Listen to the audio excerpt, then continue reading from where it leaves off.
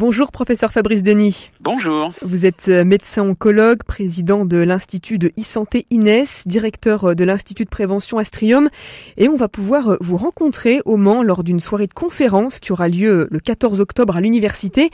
On va parler avec vous de santé numérique et d'intelligence artificielle. C'est une conférence qui est proposée par l'association SOSAN. L'idée, c'est de comprendre un petit peu les enjeux actuels et futurs de la e-santé. Qu'est-ce que c'est exactement ces enjeux ? Les enjeux, c'est certainement d'améliorer l'efficacité des médecins en les augmentant, comme on dit, et non pas en les remplaçant, avec des outils qui permettent d'aller beaucoup plus loin dans les diagnostics, dans les traitements, dans le choix des traitements notamment, et aussi dans la décision. C'est-à-dire qu'on a maintenant des outils qui nous permettent d'être beaucoup plus performants pour faire du diagnostic, pour traiter les patients, et aussi pour les surveiller, les suivre, vérifier que leur maladie ne réapparaisse pas.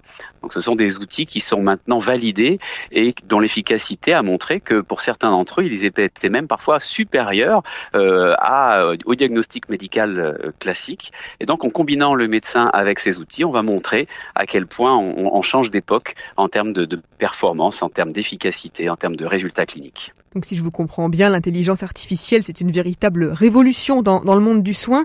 En termes de prévention, par exemple, en quoi est-ce que ça peut aider la médecine aujourd'hui ? Alors en termes de prévention, ça permet notamment de faire de la détection précoce d'anomalies à partir d'imagerie comme des scanners pour détecter des petites tumeurs débutantes.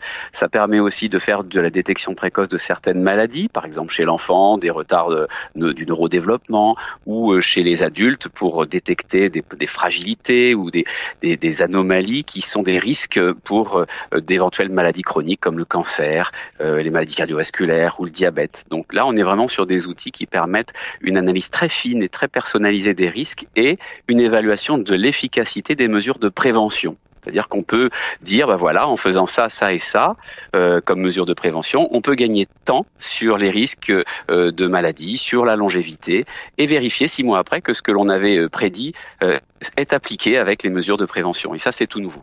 Vous parliez de cancer il y a quelques instants, professeur Denis.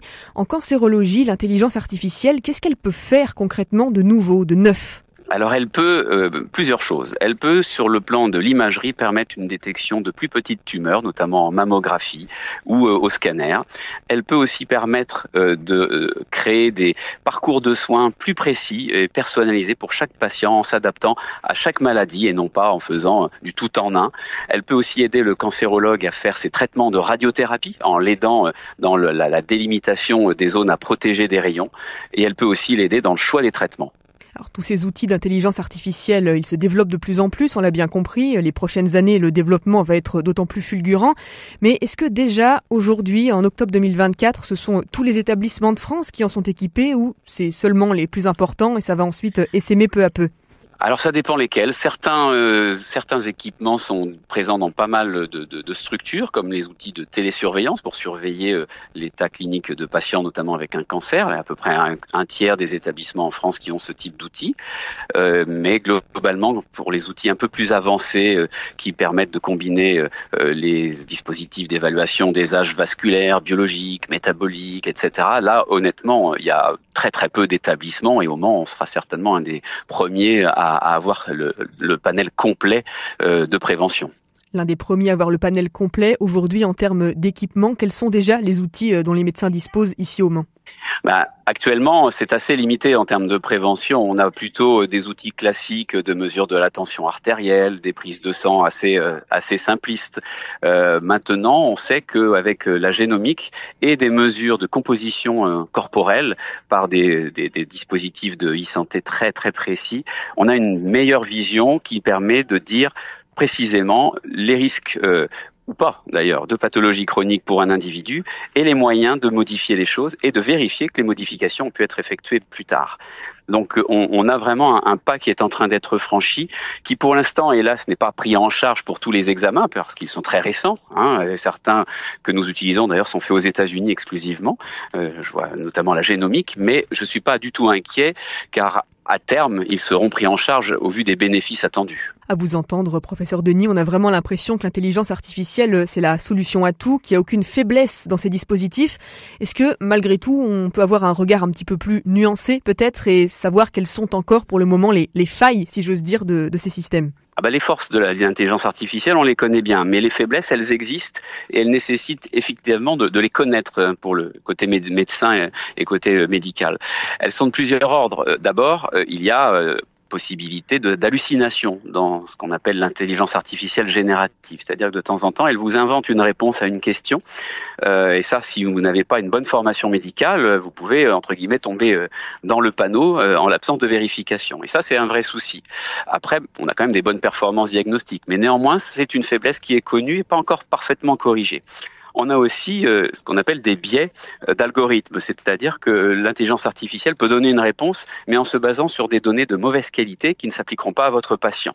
Donc tout ça, il faut considérer finalement que ce sont des outils perfectibles, imparfaits, mais qui globalement augmentent les performances médicales et seront incontournables à terme. Par exemple, on a montré qu'un médecin qui utilise de l'intelligence artificielle générative a 99% de bons résultats sur des tests de diagnostic compliqués, alors qu'un médecin sans ce type d'outil est à 80%.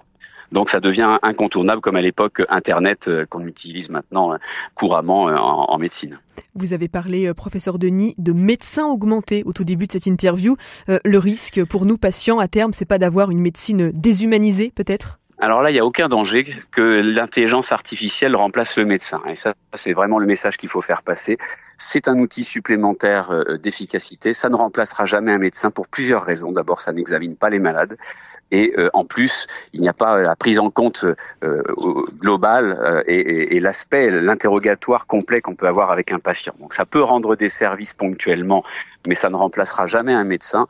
En revanche, un médecin sans intelligence artificielle dans ces outils sera remplacé par les médecins qui ont ces outils, ça c'est sûr. Merci beaucoup professeur Fabrice Denis, vous êtes, on le rappelle, médecin oncologue, président de l'Institut de e-santé Inès, directeur de l'Institut de prévention Astrium, et puis on pourra venir vous écouter ce 14 octobre à 19h30 à l'Université du Mans. Ça se passe à l'amphithéâtre Véron de Forbonnais pour mieux comprendre les défis et les chances que nous offre l'intelligence artificielle en matière de santé. Merci à vous, bonne continuation. Merci à vous, au revoir.